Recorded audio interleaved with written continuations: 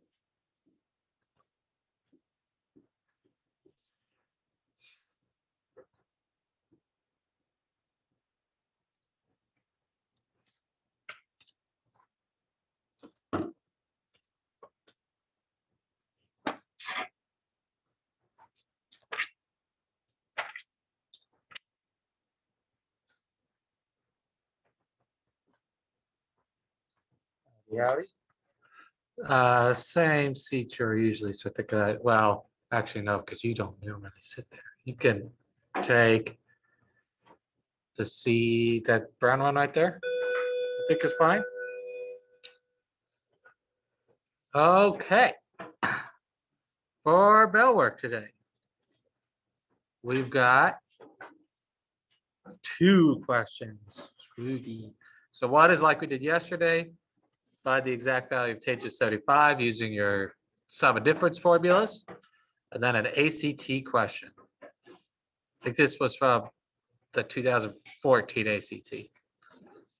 I'll give you 3 minutes, or we might extend that, to try it on your own, and then we'll go over it.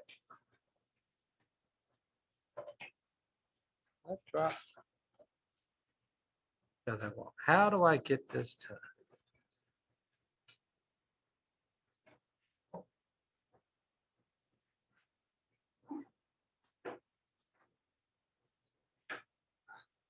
Aha. That did it.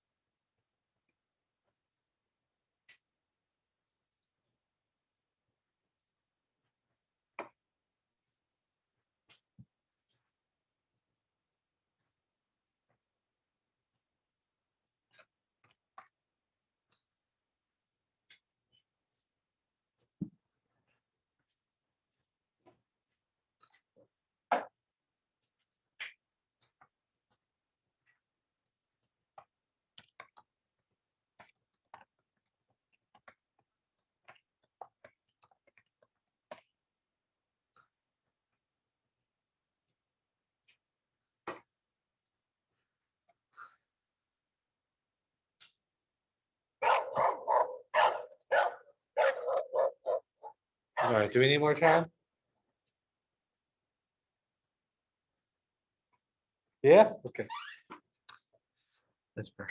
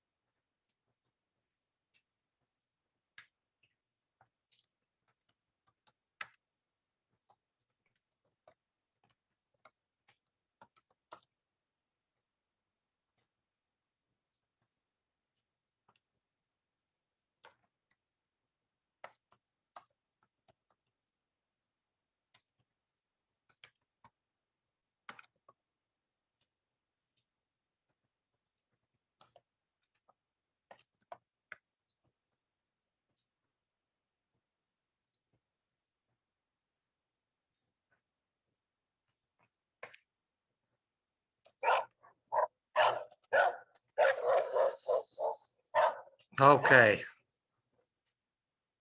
For number one, first thing we got to do is split this into the sum of two angles are really different. So it's two, I suppose, two different ways you could do this problem. Did anybody find out what goes in those two blanks? Yep, that works. 45 and 30. And then it's just using your formula, right? Where U is 45, V is 30. If you had them swapped, that doesn't really matter, right? If you have 30 plus 45, that's not going to change your answer. So for ours, we get tangent 45 plus tangent 30 over 1 plus, oh, sorry, not plus. That's the part. Change the sign when you do it on the bottom. 1 minus tangent of 45 tangent of 30.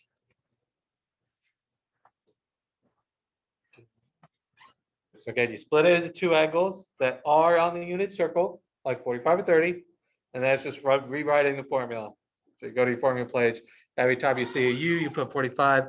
Every time you see a V, you put 30. And what do we do next?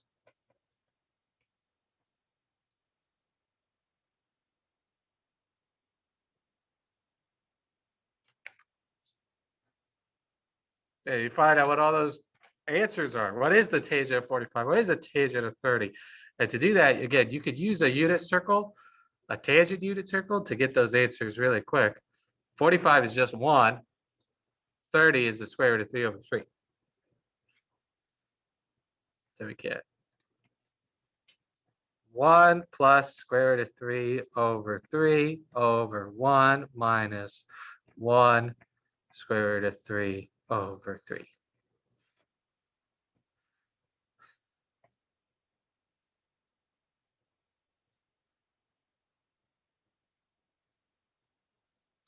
Which would be the same as 1 plus the square root of 3 over 3 over 1 minus the square root of 3 over 3.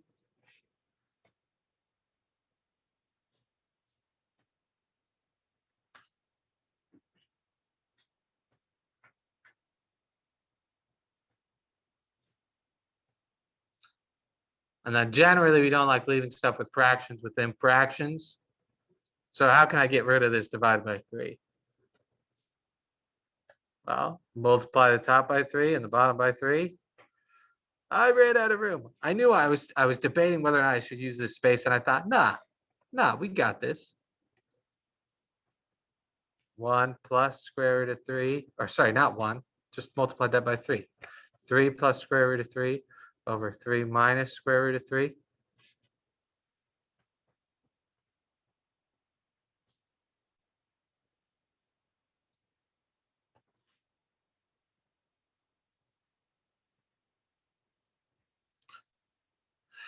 Oh gosh. What do we do next? Well, we don't like having radicals in the denominator, right? So how do we get rid of that? I'm going to go ahead and move this up here. How do we get rid of the radical in the denominator? Multiply by, you're right, multiply. You're right that square root of 3 is a part of it, but the problem is there's also this 3 down here. So we have to multiply by the conjugate. Remember we're doing that? Rationalizing the denominator way forever ago. You had to multiply by the conjugate. And what's the conjugate of 3 minus the square root of 3? Oh, it's 3 plus the square root of 3, Mr. Lake. Oh, thank you, whoever said that. It's a handsome voice you got on that, too. All right, so that, oh my gosh. Why did I choose this as bell work? Look at this monster of a problem. And we stopped doing pre-calculus after the second step. This is all just a terrible algebra 2 problem. I mean, a fun algebra 2 problem. I'm enjoying every second of this. 3 times 3 is 9. I know that. 3 times the square root of 3 is 3 square roots of 3. Square root of 3 times 3 is 3 square roots of 3. And then the square root of 3 times the square root of 3 would be the square root of 9. But what's the square root of 9? 3. Just 3. And the bottom, okay, I'm using the shortcut. I multiplied by a conjugate. So I just square each term and write their difference. Okay. Are you seeing this? This is about to start winding down. We're now in the winding down portion of this problem. And the numerator then, we get 12 plus 6 square roots of 3. Sorry, dog. Right, 9 plus 3 is 12. 3 square roots of 3 plus 3 square roots of 3 is 6 square roots of 3. 9 minus 3 is 6. And then 12 divided by 6 is 2. And then 6 divided by 6 is 1. So the answer is just 2 plus the square root of 3. It all winds down, and it only takes you, 1, 2, 3, 4, 5, 6, 7, 8, 9 lines to do. That's nothing. That's not even in double digits yet.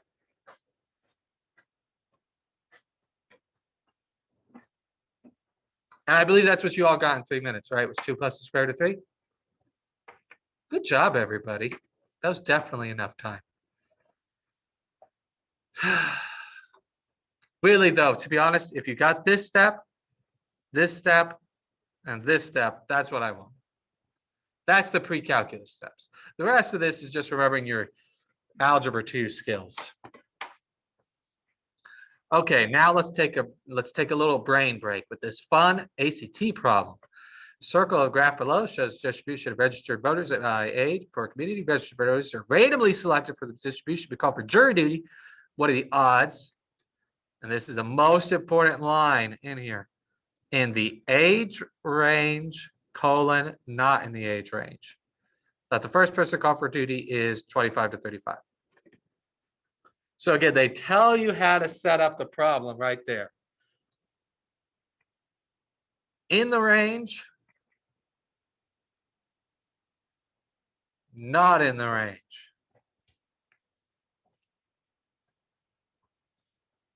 What's the percentage in 25 to 35?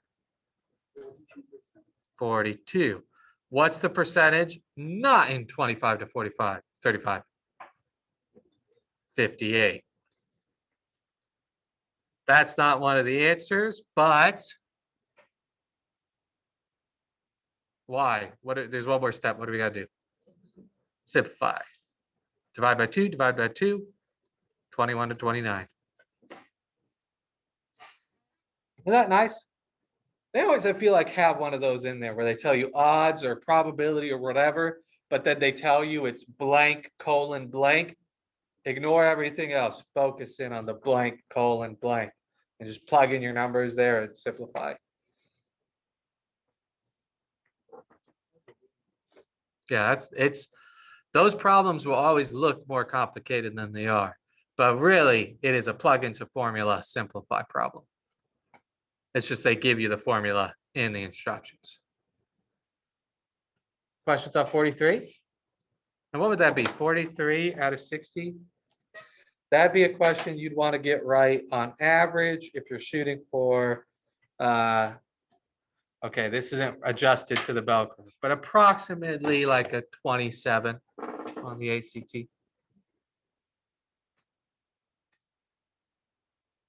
Yay? All right, let's finish out 5.4. Oh, did anyone need more time to write? Okay, let's finish out 5.4. All right, let's do this. So yesterday we talked about angles, or evaluating an angle by splitting into two. Now we've kind of got the reverse problem. I have an angle split up. I'm going to put in my values here and then use that to evaluate. So if we want to find the exact value of sine of u plus v, given that sine of u is 4/5 and cosine of v is negative 12/13, again, 4/5 will be in the first quarter, negative 12/13 is in the second quarter. How you're going to start this problem is with your formula. So what is the sine of u plus v? Well, according to the formula in your notes, that's sine cosine plus cosine sine.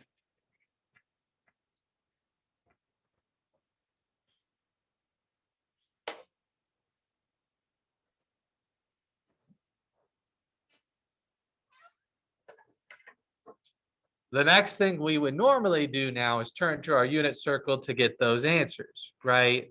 Because usually u and v would be an actual number. We can't do that because u and v are not an actual number, but they do tell us what sine of u is. It's 4/5. And they do tell us what cosine of v is. It's negative 12/13. The only thing I'm missing is, well, what is cosine of u and what is sine of v? And these are problems that we were doing last chapter and this chapter. If I know sine of u, I can find cosine of u by drawing a right triangle.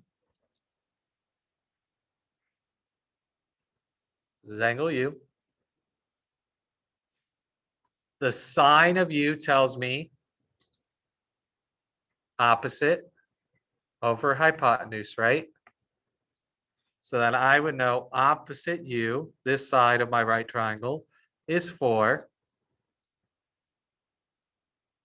And the hypotenuse is 5.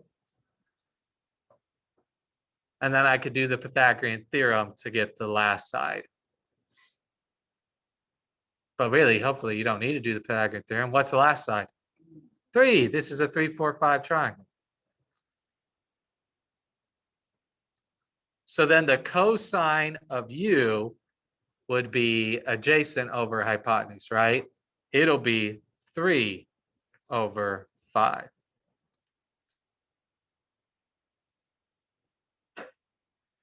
To get the sine of v, same idea. Draw my right triangle. Oh, hold on. Pause really quick. Should this, I wrote this as a positive 3. How did I know it was a positive 3 and not a negative 3? Because it's in the first quadrant. You see that? In the first quadrant, between 0 and 90 degrees, all your x and y's are positive. That statement they give you here is not superfluous. That is important. It'll tell you the sign of your missing side. Back to the action. This is v. Cosine tells me adjacent over hypotenuse. So then this would be negative 12. This would be 13. To find the missing side, this time you might actually have to do the Pythagorean theorem. But I do think this is also a special right triangle. All right, Pythagorean triple. So it would be what? B equals the square root of 13 squared minus negative 12 squared.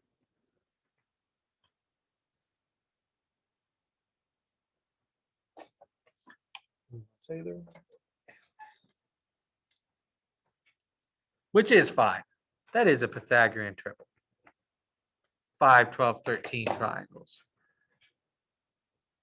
And so the sine of v is opposite over hypotenuse. And now I can plug in. So we said sine of u was 4 over 5.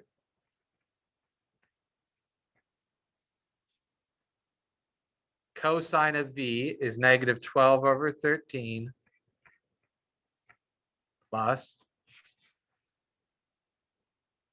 cosine of U is, for this right triangle, adjacent over hypotenuse, 3 over 5. And then sine of V, we get from this right triangle, is opposite over hypotenuse, 5 over 13.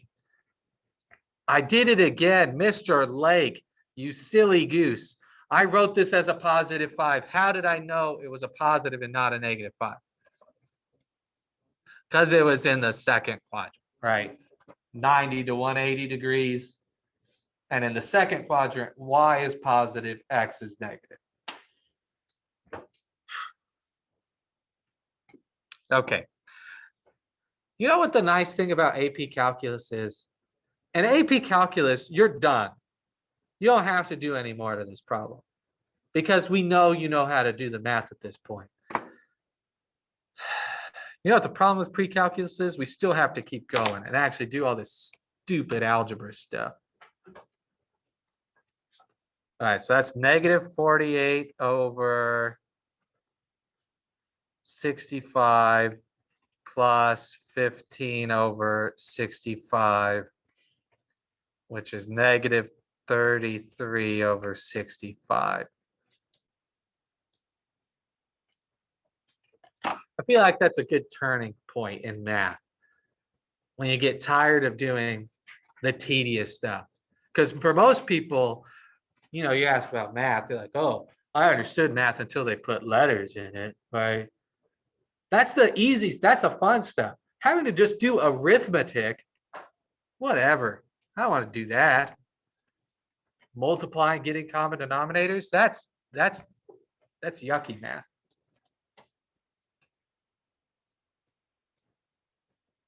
Right? Yeah. No? Okay. All right. Fair enough. If after you get done with the pre-calc, you're like, fractions. Yes. This is the part of the problem I love. I can understand. Okay. Yay? Questions? So basically, again, your steps here is you're going to do your formula. And then to find your missing parts, you're using that skill we did before, where you make your right triangles. And then you just plug in, and it's algebra. Formula. Find your missing parts with right triangles. And then plug in an algebra.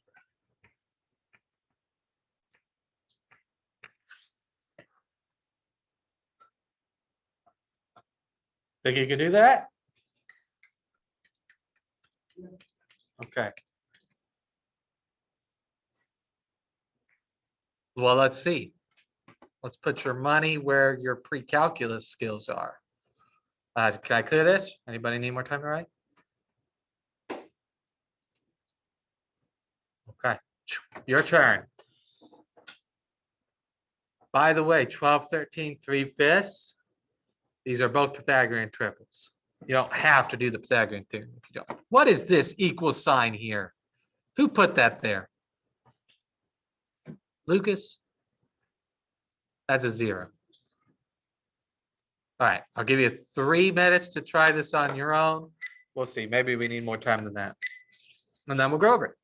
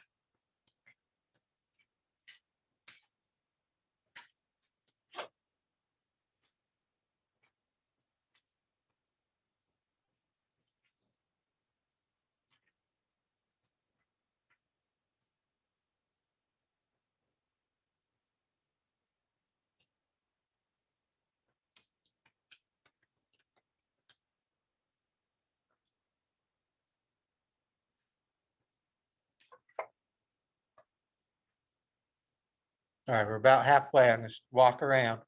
You got nothing on your paper yet. Stop me and I'll get you started.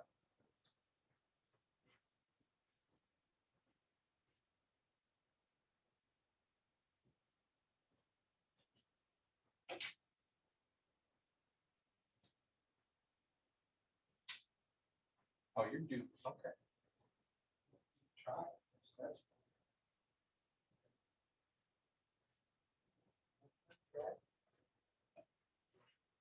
That's right.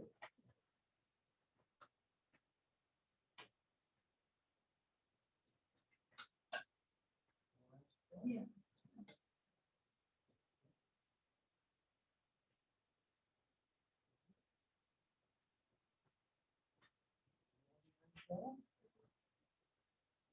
Okay, so which angle do you do?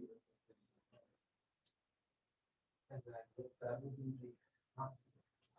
Which is, what do they tell us? They tell us the sine of so sine opposite of our hypotenuse. Okay,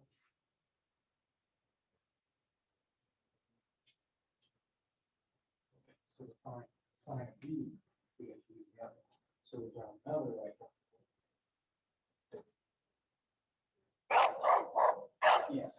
Yep. The usual is the these okay. You got some Pythagoreans? Oh, that's the quadrant. So for both of these, I think because u is in quadrant 1, 0 to pi over 2, and then v is in quadrant 2, pi over 2, 5. And so the x is negative quadrant 2, which is why cosine is negative. The y would be positive. Okay. How we doing? We got some triangles, we got the points. Okay. Now, let's do algebra. Okay. All right.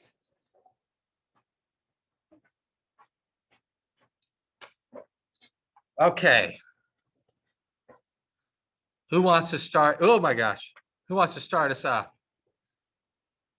What's the first thing I need to do?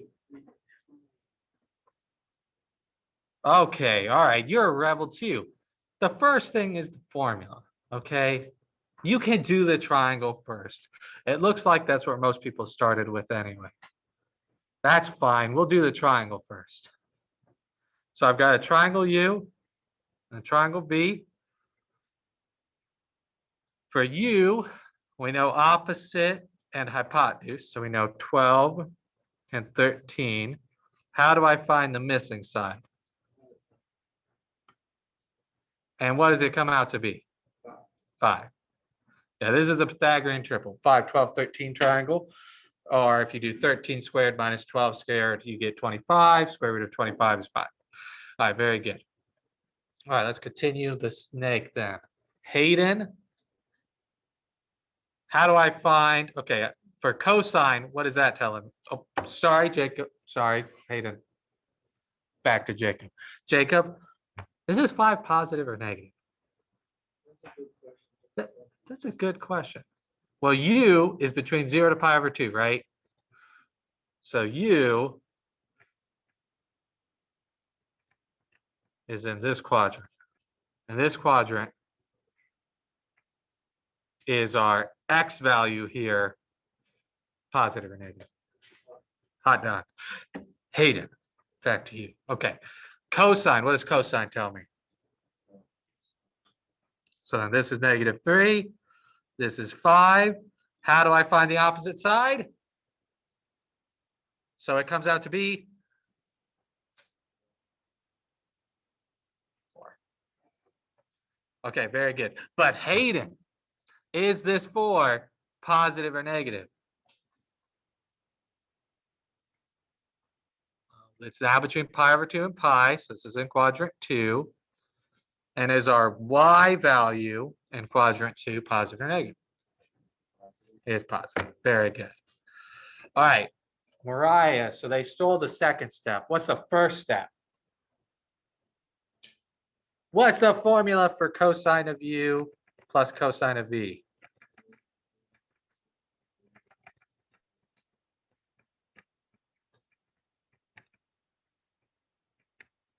Very good. Okay, Anna, now that I have my formula written out, do you know what we do next? Very good. And what is the cosine of u?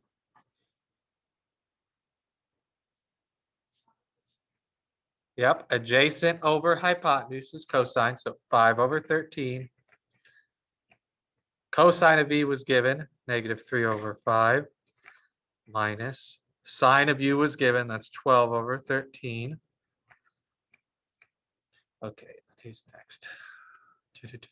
Ah. Emily, do you know what the sine of v is?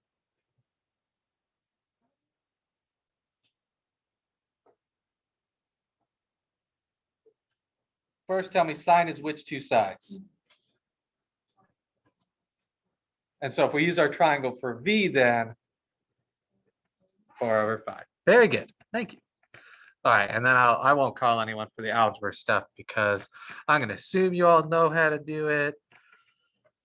13 times 5, 65, 12, 24, 48, 65, and then that's -63 over 65.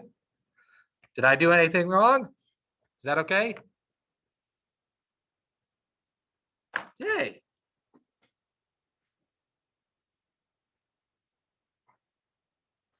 Kind of a fun problem.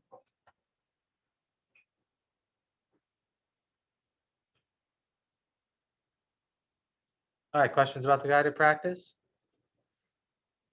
Let's take a moment. Live pro tip. So I went to Dylan's to get breakfast this morning. Lemon poppy seed muffin is what I decided on. Always a good choice. And then I saw this. And I thought, you know what is the best gift you can give somebody is a just because gift. Aren't those the best? Not for birthday, not for anniversary or anything like that. Just random gifts out of the blue, just because. No. Maybe. No. I got it for the wife. Next time, Jacob. But that's a life pro tip. Especially if you're in trouble for something, or they're angry, or they've been stressed, or arguing with you, recently. A just because gift thrown in there at the low times always works 100%. Not that she's upset that I used formula this morning instead of breast milk. Okay, let's try this one. This one is very similar to the last one we just did. I know it doesn't look it. It looks completely different, but it actually is very similar to the last one we just did. The first thing we're going to do is use the formulas, okay? Not the triangle. Do the formula first.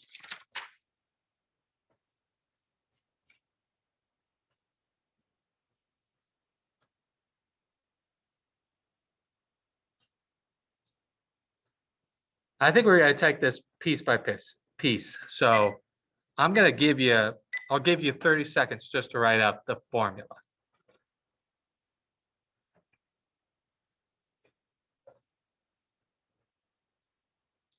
I also bought these orchid feed sticks, which I've never used before, but I haven't, they're supposed to like live forever, orchids, right? But every orchid I've ever had will die after it drops its bloom. I'll keep watering it, but it'll just die. I have one right now that's hanging on. I'm going to try the feed sticks and see if that's what it's missing.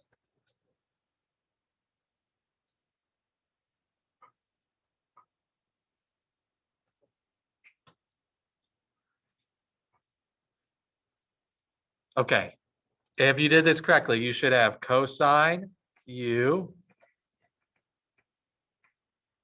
cosine v, minus sine u, sine v. Oh, nope, one too many parentheses. Again, where this is u and this is v. So again, the first step is exactly what you did before.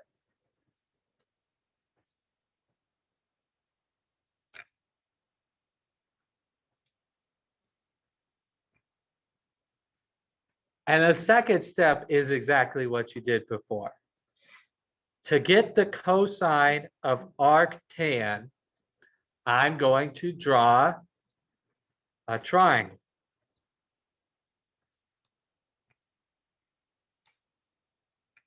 It's my angle. Arctan would take a ratio of opposite over adjacent and give me an angle, right? And then the cosine of that angle will tell me the adjacent over hypotenuse. So this is like we were doing just a bit ago. This number right here, 1, tells me the ratio of opposite to adjacent. So I can say that this is 1 and this is 1. 1 divided by 1 would give me what? Okay. So the arctangent of 1 over 1 gives me this angle here. And then the cosine of that angle will give me adjacent over hypotenuse. But I don't know what the hypotenuse is. Or do I? What's the hypotenuse? Square root of 2. This is a 45, 45, 90 triangle.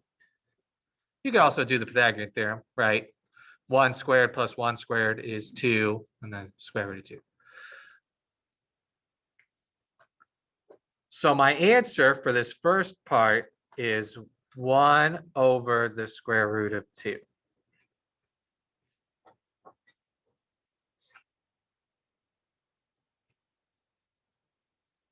Yay?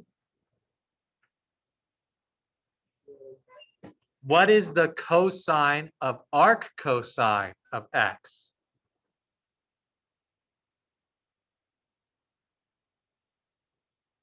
What is 4 squared square rooted? What's 4 times 2 divided by 2? What's the cosine of arc cosine of x? X. Those are opposite operations. Cancel. Neat? Not neat. Neat. Minus sine arctan of 1. Well, we already did our triangle for arctan of 1. That's nice. Sine is not adjacent over hypotenuse, right? Sine is opposite over hypotenuse. But that's also 1 over the square root of 2.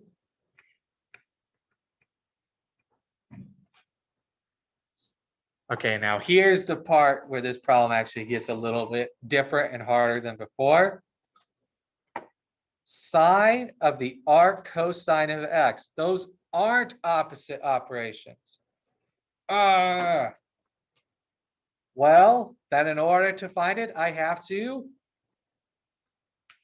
make a right triangle. When in doubt, make a right triangle. That's the other life pro tip. Mr. Lake is in a life pro tip mood today.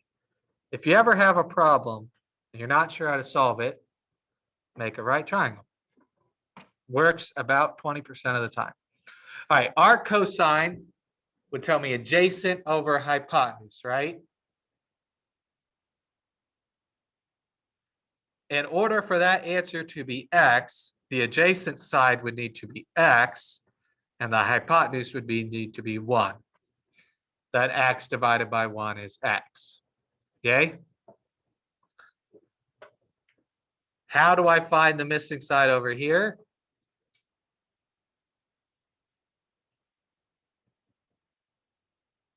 How do you find the missing side over here? Pythagorean theorem. How am I going to find the missing side over here?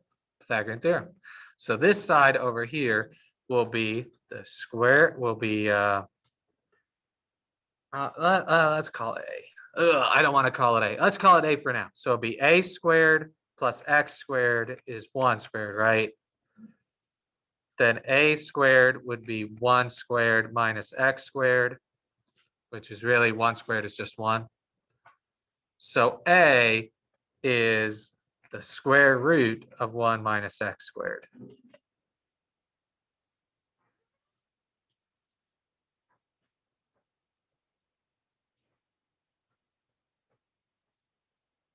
All right, now if we plug in the sine, sine is opposite over hypotenuse. So we get the square root of 1 minus X squared.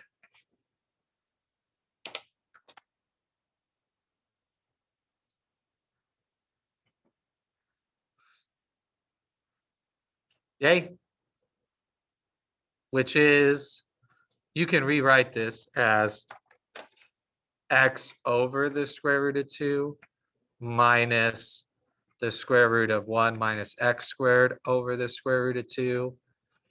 And then ultimately combine those into one term.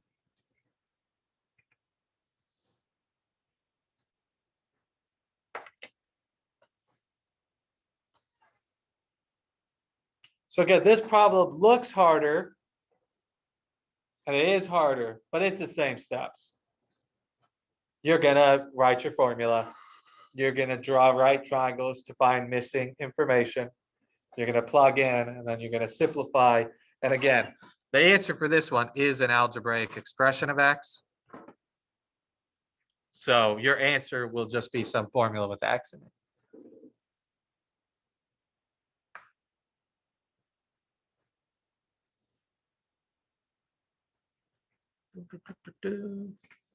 Questions on this?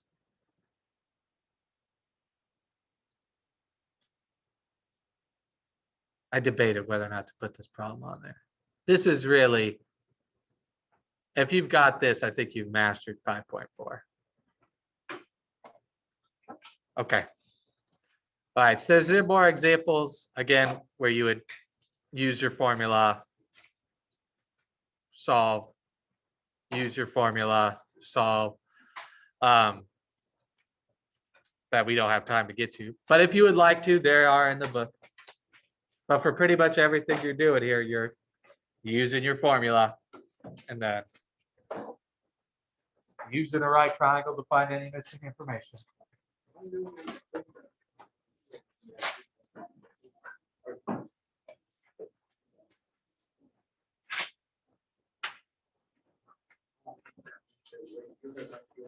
What? Our cosine what? No, not that. Don't let them get you downstairs. After there. Yeah.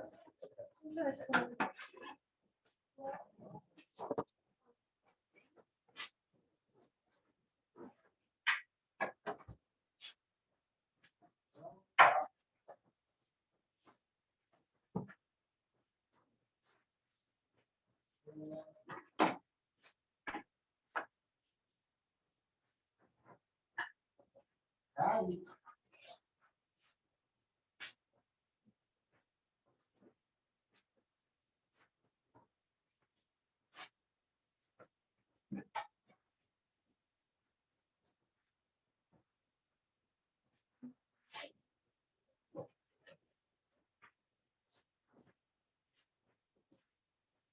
This is gonna be fun to do 5 times a week. Or 5 times a day, 5 times a week. Really 6 because it's 7. And you all have to do it, what, 8 times?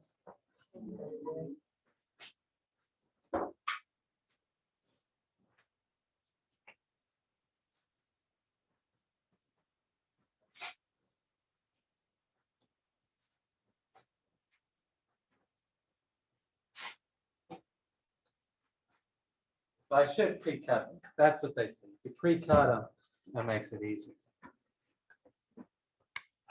Okay.